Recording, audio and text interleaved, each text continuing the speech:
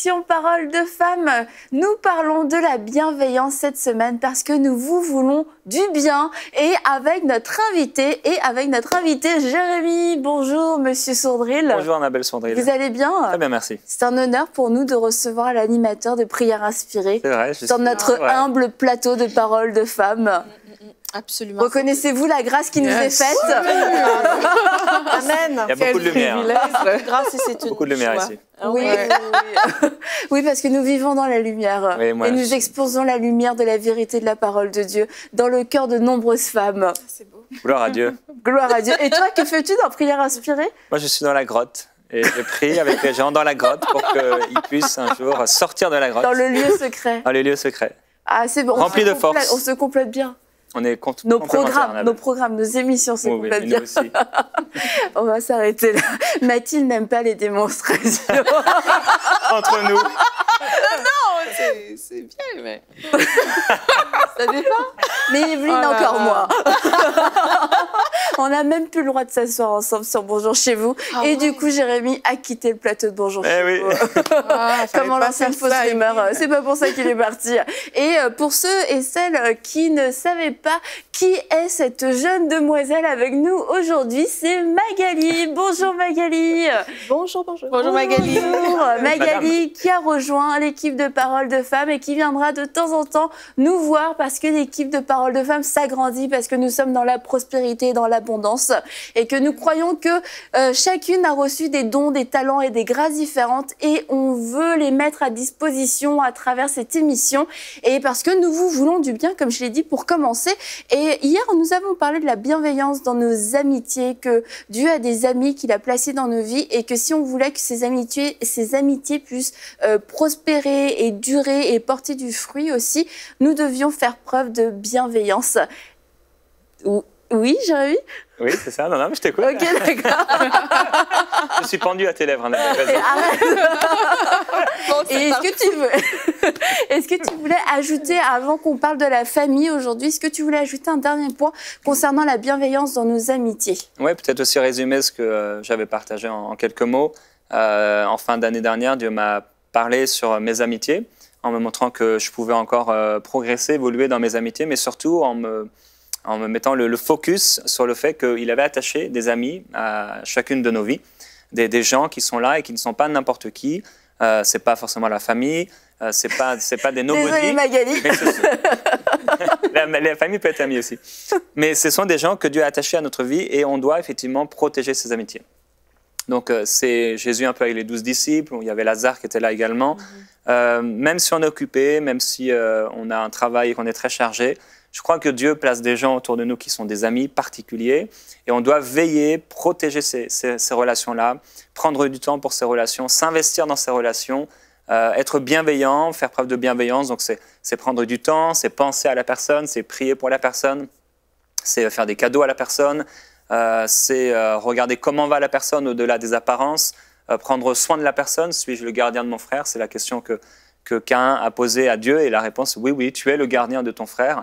Donc on est gardien de ses amis particuliers, on doit penser à eux, on doit les visiter s'ils en ont le besoin. Et donc c'est un peu ce qu'on a partagé hier, mais c'est vrai qu'aujourd'hui on voulait préciser l'importance d'être vigilant et de sauvegarder ou de veiller, de préserver sur ces relations en fait. Parce que, comme tu le partageais hier sur cette citation de quelqu'un, que si quelqu'un disait si une amitié a duré très longtemps, c'est qu'il y a eu beaucoup de pardon. Et c'est vrai que ces amis, si Dieu les a placés dans ma vie, je dois vraiment faire tout pour que cette amitié dure. Et ça va demander de l'humilité, ça va demander de la douceur, ça va demander de manifester ce fruit de l'esprit, de la bienveillance. Mais si Dieu m'a donné un ami, je ne veux pas le perdre. Je veux être comme Jésus l'a été, comme David l'a été envers ses amis. Je veux vraiment porter mon attention vers ces gens. Et j'ai commencé à prier, Seigneur, je veux devenir un meilleur ami. Je pensais vraiment, et je pense encore être un bon ami, surtout à travers la fidélité que j'ai pu manifester envers mes amis. Mais j'ai réalisé que Dieu voulait encore m'amener plus loin en m'investissant davantage dans ces personnes-là, dans le temps, etc. Quelqu'un me disait, qui est très connu sur les réseaux sociaux, il dit, mais je ne sais pas, voilà, je ne peux pas répondre à tout le monde, mais j'essaie de répondre à tout le monde. Je lui ai dit, mais tu ne peux pas répondre à tout le monde. Et de toute façon, Dieu ne t'appelle même pas à répondre à tout le monde. Si tu le fais, tu vas te perdre. Et même Jésus faisait attention justement de préserver ses amitiés. Il y avait des maisons dans lesquelles ils allaient, c'était leur maison. Les gens ne devaient pas être là à ce moment-là. On voit cette femme qui est là et qui va faire violence pour la guérison de son enfant. Mais c'était intime, c'était particulier. On va y arriver avec la famille.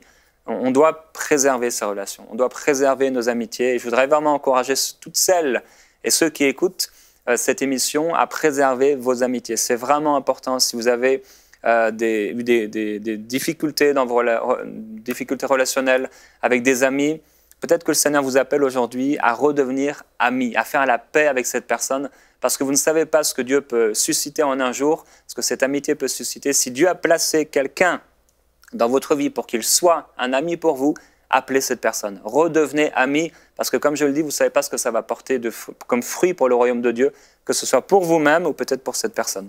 Et il y a aussi un petit peu peut-être un faux concept autour de l'amitié, c'est que déjà la vie, c'est pas toujours facile. On peut se battre pour notre mariage, on peut se battre pour nos enfants, on se bat pour notre travail, on se bat pour un tas de situations pour que ça puisse se passer bien parce que on n'a pas le contrôle sur tout, mais on décide de prendre certaines décisions pour conserver toutes ces relations dans nos vies. On se dit, quelquefois, l'amitié, ça devrait être facile. L'amitié, ça devrait juste être du plaisir. Et si cette relation est, c'est juste, c'est des problèmes et tout ça, qu'il y a une complication, une difficulté, on peut avoir tendance à tirer juste un trait sur la relation parce qu'on se dit, si c'est ça des amis, ça vaut pas la peine. Mais en fait, quand on comprend que c'est des personnes que Dieu met dans nos vies et nous-mêmes, nous sommes dans leur vie et que c'est un don de Dieu et c'est un cadeau de Dieu aussi, c'est quelque chose dont on doit prendre soin, on va avoir cette capacité, cet amour, cette bienveillance pour aller au-delà des conflits, aller au-delà des déceptions, aller au-delà des distances aussi quelquefois pour prendre la décision, non, cette amitié, elle en vaut la peine. C'est pas juste un ami, une amie pour me faire du bien, pour rigoler ensemble. C'est une connexion surnaturelle et ça doit servir aux intérêts de Dieu d'une façon ou d'une autre. Je comprends peut-être pas aujourd'hui pourquoi, mais comme tu disais, il y a des gens que Dieu a rattachés à notre destinée et il y a des temps de détresse, il y a quelqu'un qui surgit dans ta vie et c'est cette personne que Dieu a vraiment choisie pour t'aider. C'est cette personne qui a la parole de délivrance. C'est cette personne qui a une solution dans sa main et quelquefois on a méprisé ou on a négligé certaines amitiés et on se retrouve sans cet ami qui aime en tout temps parce qu'on l'a rayé de notre liste. Donc faire une liste, c'est super, mais comme toutes les listes qu'on doit faire d'ailleurs, je crois qu'on doit vraiment inviter le Saint-Esprit à écrire cette liste parce que nous, quelquefois, on a des discernements plutôt humain. Oh, je l'aime bien, je l'aime bof, j'aime moyen. Mais quand on réalise, non, cet ami, cette personne est vraiment appelée à être un ami dans ta vie, d'un seul coup, notre investissement et notre bienveillance va s'intensifier, en fait. Ouais. Ah non, c'est très, très important. Je veux le dire, c'est très important. Faites cette liste de vos amis. Je crois que c'est sûr, c'est à moi que Dieu a parlé. On peut se dire c'était peut-être que pour moi, mais je crois que non. Et on fait comment? On fait un tableau Excel, les uns, les autres, etc. C'est ça, parce qu'en fait, il n'y en a pas 36 000, c'est ça, il n'y en a pas 4 800. Tout le monde n'a pas 4 800 amis comme Aurélie. Mais c'est vrai que ça permet de se focaliser, et d'être intentionnel, attentionné. En fait, bienveillant. Je sais pourquoi ta liste, je la trouvais bizarre. C'est parce que j'étais pas sur la liste. Ah oui, c'est bizarre. Ouais, c'est ça. On ne fait qu'une seule chair. C'est lui, en fait. On ne fait qu'une seule chair, Annabelle. Toi, tu es une amie, ma meilleure amie. Oh, tu le sais bien. C'est beau. Mathilde. Mathilde, elle veut arrêter l'émission, mais elle ne peut pas, elle n'a pas le bouton. On vous laisse. Mais toi, Mathilde, ton mari, quand il est en voyage, il fait preuve de bienveillance. Oui, totalement. Il laisse des postes ouverts au monde entier pour dire que même si l'océan vous sépare, vous êtes toujours ensemble. C'est beau, non? Il est bienveillant. On va dire ça comme ça. Et donc, on va parler de la famille. Comment être bienveillant envers ma famille. Comment être bienveillant envers ma famille. J'ai ma sœur aujourd'hui sur le plateau. Oui. Ma grande sœur. Ta grande sœur, c'est vrai. Et tu as dit mademoiselle en début d'émission? Non, c'est madame. C'est madame. Madame Dresser. C'est la femme de Gwen aussi. La femme de Gwen Dresser, d'Hosanna. Les gens qui se demandent, mais d'où vient cette inspiration que Gwen a? Ben voilà, c'est Magali. Ça s'explique. Donc, ouais. Et concernant la bienveillance, c'est ça, dans la famille. Il y a à peu près 10 ans, on habitait en région parisienne. T'as fait une liste non, de ta famille? J'ai pas fait une liste de ma famille. Et Dieu m'a parlé un soir sur 3 choses dans ma vie personnelle. Et il y a une de ces choses, c'était, Dieu m'a dit, pendant que j'étais en train de lire un livre, en fait, il m'a dit, dis à tes parents que tu les aimes. Et dans ma famille, on avait peut-être perdu l'habitude de se dire, voilà, je t'aime, papa, je t'aime, maman, etc. Et j'ai obéi à cette parole. Et en fait, ça a ouvert quelque chose. Et Dieu m'a aussi montré que l'importance d'appeler mes parents. On s'était éloignés géographiquement, mais du coup, il y a une expression qui dit loin des yeux, loin du cœur. Et c'est important pour nous de ne pas vivre cette expression-là. Quelqu'un qui fait preuve de bienveillance, il ne va pas vivre l'expression loin des yeux, loin du cœur. Mais il va faire attention à sa famille et il va prendre soin de cette famille. Et donc, j'ai commencé à appeler régulièrement, plus régulièrement, mes parents parce que Dieu m'a dit que c'est important. Et c'est une des choses qu'on peut faire. Tu as pris exemple sur ton frère et ta sœur qui appelaient déjà très souvent leurs parents. Effectivement. Anthony, surtout. Oui, c'est vrai. C'est un exemple pour nous tous. Oui. Le grand frère. C'est ça, le grand frère. Et dans le livre de Malachie, il est écrit à propos du prophète Élie qu'il ramènera le cœur des pères vers les fils et le cœur des fils vers les pères, donc en parlant aussi de Jean-Baptiste. Et on se dit, mais comment Jean-Baptiste a ramené le cœur des pères vers les fils, etc., et les fils vers les pères? On ne voit pas vraiment que c'était son ministère, mais je crois que ça passe à travers la repentance. Le ministère de Jean-Baptiste, c'était de préparer un chemin pour le Seigneur, mais ça a été un ministère qui a amené la repentance dans le cœur des gens. Et souvent, ce n'est pas les actions forcément, mais c'est le cœur qu'on a pour notre famille. Et je crois que beaucoup qui écoutent cette émission aujourd'hui ont besoin de passer par un chemin de repentance et de pardon vis-à-vis de leur propre famille, parce qu'il y a eu des choses, il y a eu des paroles, etc. Mais quoi qu'il y ait eu, un père reste toujours un père et une mère reste toujours une mère. Après, on sait qu'il y a les abus, etc., où là, on peut trouver le pardon et rétablir une relation. L'exemple de Joyce Meyer, par exemple, c'en est un. Mais je crois que Dieu amène aujourd'hui, appelle des pères à revenir vers leurs fils et des fils à revenir vers leur père dans le cœur, en fait, par la repentance. Quoi qu'il se soit passé, Dieu m'appelle. On a dit que Dieu avait placé des amis, mais Dieu aussi a placé une famille. Et la parole de Dieu dit que celui qui n'a pas soin des siens, il est pire qu'un infidèle. C'est terrible. Il est pire que quelqu'un qui ne connaît pas Dieu. Donc, aux yeux de Dieu, à ce moment-là, si je ne prends pas soin des miens, je suis vu par Dieu comme pire. Cette action, en tout cas, elle est pire que celle d'un infidèle, puisqu'en fait, l'infidèle lui-même, des fois, il prend soin des siens. Donc, si je connais le Seigneur, je dois vraiment me poser une question. Est-ce que je suis bienveillant envers ma famille? Donc, des fois, oui, c'est peut-être le premier point. Ça doit passer par un chemin de pardon et un chemin de repentance pour que mon cœur soit pour la famille. Qu'il n'y ait rien dans mon cœur contre ma famille. Et toi, Mathilde, au cours des dernières années, je pense que tu as toujours été bienveillante envers tes parents, mais au cours de tes dernières années, tu as eu l'opportunité de manifester ta bienveillance en action. Oui, c'est ça. Mes parents sont d'une génération assez âgée, plus âgée que les parents normaux. Oui, c'est ça. En général, les gens de mon âge ont des parents plus jeunes que les miens. C'est ce que je veux dire. Et donc, ils ont vieilli, mais pas nécessairement comme on souhaiterait qu'ils vieillissent. Donc, j'ai dû vraiment démontrer de la bienveillance envers eux, développer ce fruit qui se manifeste de toutes sortes de manières. Et hier, on a parlé des fois, la bienveillance, ça nous sort de notre zone de confort. Et puisque je sentais le besoin de prendre soin davantage de mes parents, des fois, ça ne m'arrangeait pas toujours, en fait. Mais j'ai compris la parole qui dit honore ton père et ta mère. Et c'est le commandement qui vient avec une promesse afin que tu vives longtemps sur la terre. Et je crois vraiment que c'est une promesse que quand on honore nos parents, Dieu fait en sorte que même ça allonge nos jours, mais donc je le fais pas pour ça. Mais je vais juste dire qu'une promesse rattachée à l'obéissance. Et donc, ben, j'ai dû manifester la bienveillance, m'occuper de mes parents de toutes sortes de manières.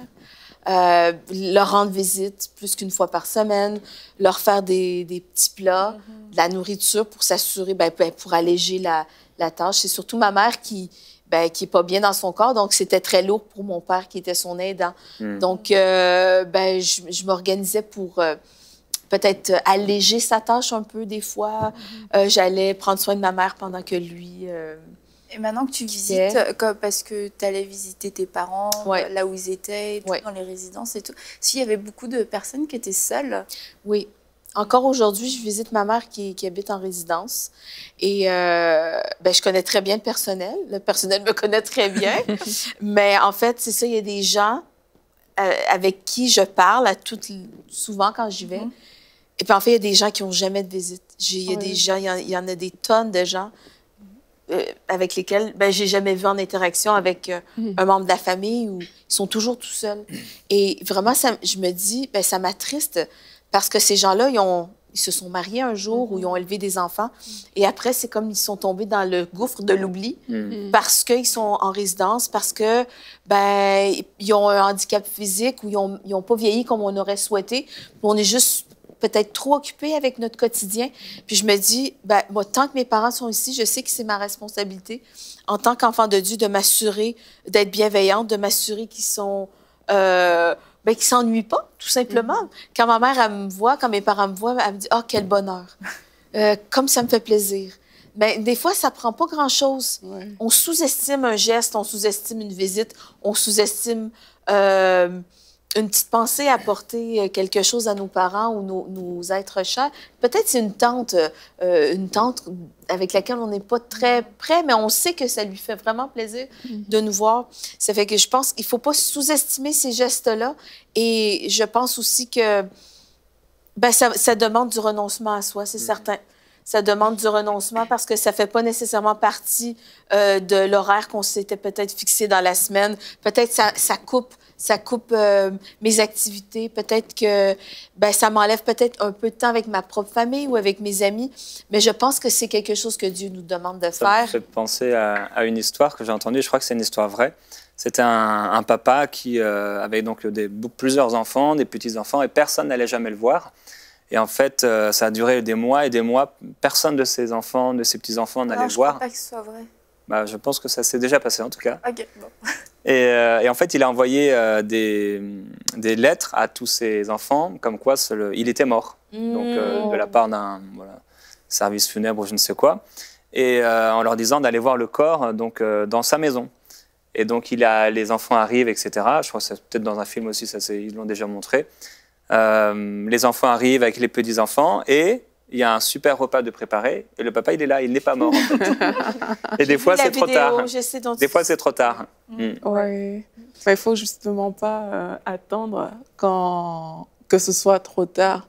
Et Mathilde parlait tout à l'heure de fardeau. C'est comme, en fait, quand les parents ont un certain âge, pour beaucoup, ils deviennent des fardeaux, en fait. Oui. Mais la bienveillance fait en sorte de ne pas voir des gens comme des fardeaux, de ne pas les voir juste comme des personnes dont on n'a plus besoin au final. Ça veut dire qu'on pense trop à nous et qu'on n'est pas prêt à s'investir dans la vie des autres. Et moi, je pense aussi, il y a ce côté-là, mais il y a des personnes que par rapport à leur famille, ils sont juste déchirés en fait. On a les parents qui sont là, mais on ne fait tellement pas preuve de bienveillance les uns envers les autres que les relations sont juste rompues. Et il n'y a personne qui veut faire ce pas-là d'aller vers l'autre, justement parce qu'on a le cœur à la bienveillance, le cœur porté vers l'autre n'est pas souvent là, en fait. Et c'est des personnes aussi qu'on peut encourager aujourd'hui, c'est de se dire, c'est sûr que l'orgueil prend souvent un coup, mais Dieu résiste aux orgueils, comme on le sait, et aller faire un pas, il y a des gens que leurs parents, leurs frères, leurs sœurs n'attendent que ça, en fait. Parfois, c'est la réconciliation, parfois, ça prend quoi? Ça prend 5 minutes, mais on sauve comme toute une vie. juste pour ce 5 minutes qu'on a pris pour aller vers quelqu'un et dire, ben, écoute, voilà ce qui s'est passé, mais oublions tout ça et vraiment choisissons d'aller de l'avant et commencer à poser les gestes dont on est en train de parler. C'est vite fait, vraiment ultra rapide, mais ça change le cours d'une vie. Il y a des enfants, de frères, de sœurs qui apprennent à se connaître comme ça, juste parce que les parents se sont réconciliés. Et là, une famille reprend vie, des connexions dans la famille, toutes ces choses se passent. Donc vraiment, c'est un encouragement pour qu'on puisse prendre ce pas de se dire, peut-être qu'il y a des difficultés aujourd'hui, mais on peut passer par-dessus et par bienveillance, ben, créer quelque chose de nouveau pour notre famille.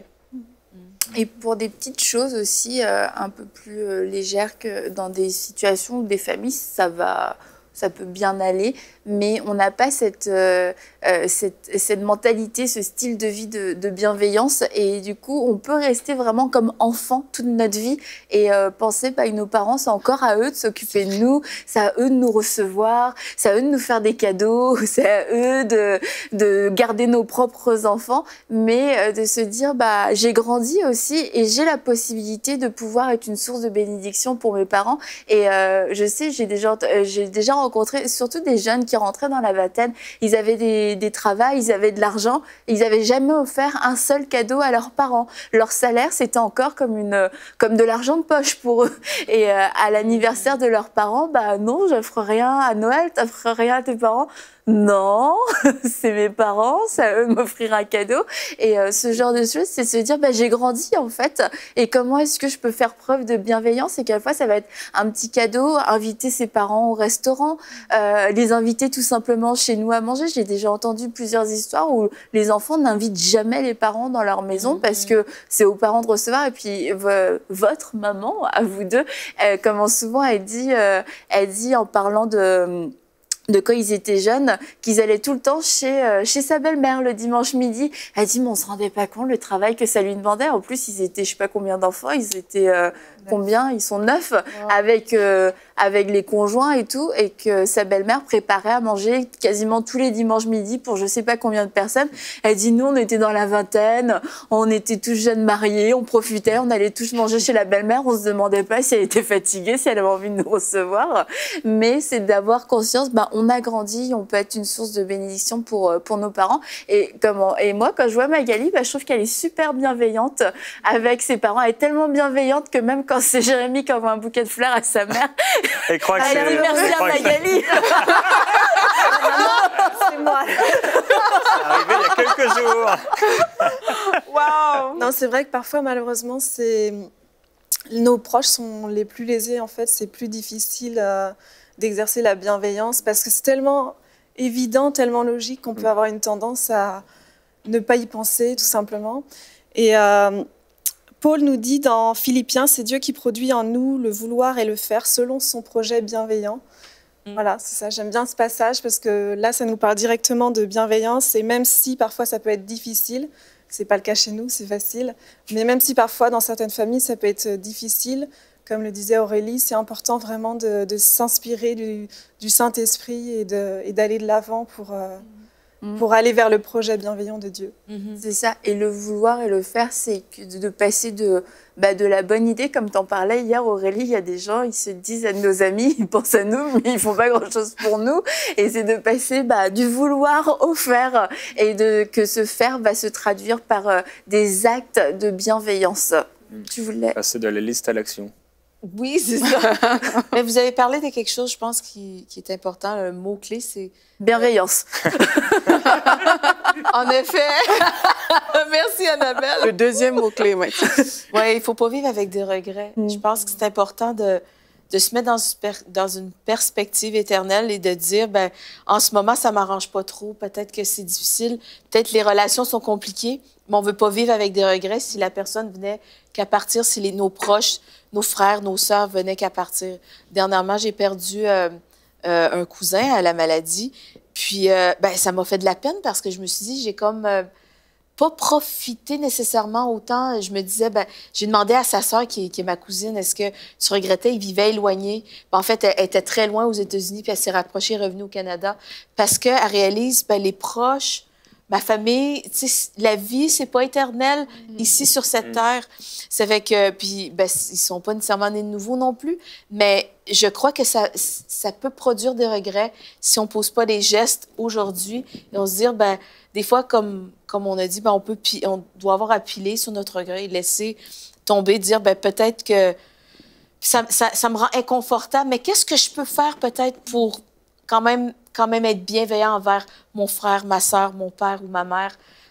Et puis, justement, ça peut être ce que nous, on peut faire, un simple geste, peut-être s'envoyer une carte. Je sais que c'est pas très à la mode, le courrier de nos jours, mais si c'est difficile, les relations, mais peut-être envoyer une carte et ça peut déjà commencer à démarrer une réconciliation. Mais la bienveillance peut amener le pardon, peut amener la guérison dans les relations. Ça peut faire plein de choses. Et la première personne qui va en bénéficier, je pense que c'est nous, parce qu'on va vivre avec un sentiment de paix. Je pense que ça procure l'accomplissement de dire, ben, j'ai vraiment fait ce que Jésus voudrait que je fasse, c'est d'être bienveillant. Et ben, je pense qu'il faut juste se positionner puis se dire, ben, Saint-Esprit, qu'est-ce que je peux faire? Je pense que c'est important de ne pas se fier aux apparences, justement. Parfois, on peut avoir l'impression que tout roule dans sa vie. Ouais. Ils n'ont peut-être pas besoin que c'est ça. On envoie une petite carte ou un petit geste, des fleurs, enfin, peu importe ce que c'est. Et puis, au final, on ne sait pas ce qui se passe dans les maisons et même dans les familles. Donc, je pense que c'est important de prendre un temps pour se poser la question et de le faire, même si on a l'impression que la personne n'en a pas besoin. C'est très vrai. La bienveillance ne doit pas répondre aux besoins de l'autre. J'attends pas de voir que tu vas mal pour commencer à être bienveillant. La bienveillance, ça vient de moi parce que j'ai le désir d'aimer, j'ai le désir de bénir. Jérémy, tu voulais dire? Je voulais dire que Dieu aime l'obéissance et pas le sacrifice. Donc, il faut obéir à ce que Dieu nous dit. Et par rapport au fait de rendre à sa famille, il écrit « Si une veuve a des enfants ou des petits-enfants, ceux-ci doivent apprendre avant tout à traduire leur attachement à Dieu dans l'attachement à leur propre famille et à rendre à leurs parents ce qu'ils ont reçu d'eux, car cela plaît à Dieu. » Et malheureusement, on n'a pas le temps de trop en parler, mais on doit rendre ce qu'on a reçu. Et pendant des années, nos parents nous ont nourris, ils nous ont amenés au sport, je ne sais pas quoi, ils nous ont amenés à l'école, ils ont pris soin de nous, ils ont prié pour nous peut-être, ils ont fait tellement de choses et ça a duré des années. Et souvent, on s'en rend compte quand on a 30 ans ou quand on a des enfants. Eh bien, c'est le temps aujourd'hui de rendre à nos parents ce qu'ils nous ont donné. Et pour finir sur ce que tu disais, Mathilde, aussi, c'est que nos actes de bienveillance d'aujourd'hui vont créer des souvenirs et des beaux souvenirs qui ne seront pas des regrets, qui ne seront pas des « ah, si j'avais su ». C'est aujourd'hui qu'on est bienveillant. Donc, prenez soin des vôtres, prenez soin de vos parents, prenez soin de vos parents éloignés, de tous ces gens qui vous ont fait du bien, une grand-mère, un grand-père qui vous a accueilli, qui vous a aimé, qui vous a enseigné peut-être aussi les voies de Dieu. Prenez soin d'eux et soyez bienveillants envers eux. Et on se retrouve demain, encore une fois, dans une nouvelle émission de Paroles de Femmes.